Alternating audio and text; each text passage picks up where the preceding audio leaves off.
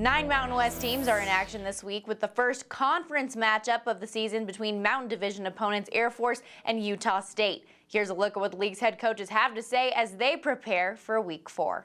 As we lead into this week, Air Force Week, it's fun. There's a different feel around the office and in the meetings early this morning in my meetings with the captains, and you can tell it's Mountain West time. It's time for what we really are, playing for and goals and aspirations in terms of playing well in this league and going to try to find a way to win a championship. And it starts with this week with Air Force, and they're 2-0, rested, coming off a bye week, and a really senior-laden team. As I look at this team, we have to progress. We have to improve. I mean, we just got to be that vigilant in our commitment to developing.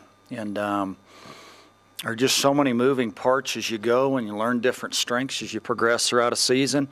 And we have to block better. I mean, just offensively, we have to be able to more consistently sustain drives, and then defensively continue to improve and get off the field. I think as we go forward to this Saturday, those are going to be some factors.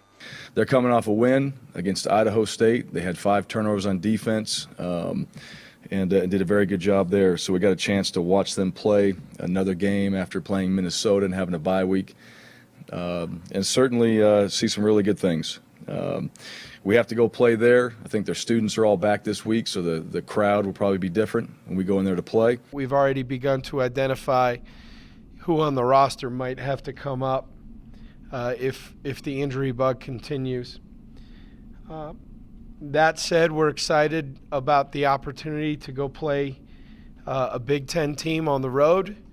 I've had the opportunity to be in Ross-Ade Stadium a couple times. It's a really neat atmosphere. Again, a Thursday departure because of the 3 time zones for us. 12 p.m. local start, 9 a.m. back here. So hopefully our fans will turn on ESPN News and watch the game as they're eating their Fruit Loops. It's been kind of fun and exciting around here the last couple of days. Winning the game like we did is something that we always want to do, but since that time we've had some help with Cal beating Texas, but we're ranked in the top 25. That's new and exciting, and we have a Heisman, I guess we legitimately have a Heisman Trophy candidate now since they put him on ESPN. So I guess he's always been legit to us, but I guess he's legit to other people now too. So the last couple of days have been kind of fun and exciting. So we're happy. We get to enjoy it for a few more extra days because we have a bye week this week. Playing up there on a Friday night be a real challenge. Quarterback Porter is new. He's completing 63% of his passes. He is mobile. I think they've got a complex rushing attack. Erickson and another young man, Banham, is a guy out of the Twin Cities that we know quite a bit about. Defensively, they've got some really experienced defensive coaches who come from great backgrounds, and they've got a really solid front 4, big, strong, physical guys. You've got to play well at the quarterback position, and he's got to play with poise, and he's got to play with confidence.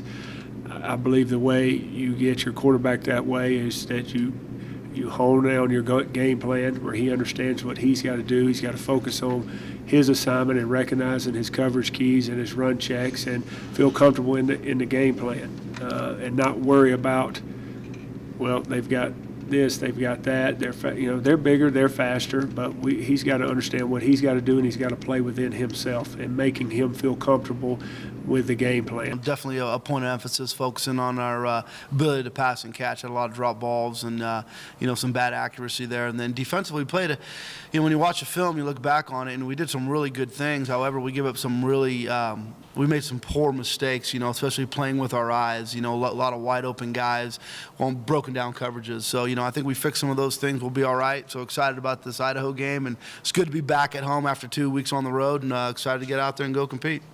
In that first half when we couldn't get first downs, it became self-fulfilling prophecy for the team. It was like, oh, we can't get a first down. It brought the enthusiasm level down, and you can't play unless you're playing fanatically. And we're going to try to simplify some things, and again, we're going to continue to compete. Our guys were upset yesterday like they should have been, just like the coaches were. They came out to practice with a resolve that we're going to get this thing fixed, and I'm looking forward to playing our next game. Did some good things, but all in all, a lot of things to clean up.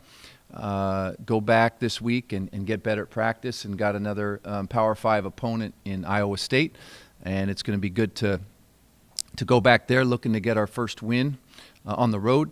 Haven't done that yet, but guys are up for the challenge. They know there'll be a big challenge when you go back to the Midwest and play against a Power 5 type opponent. So one that we're looking forward to.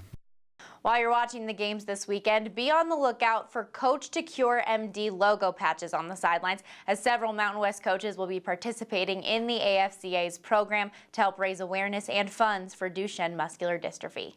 From the Mountain West Network studio, I'm Stormy Bonantoni.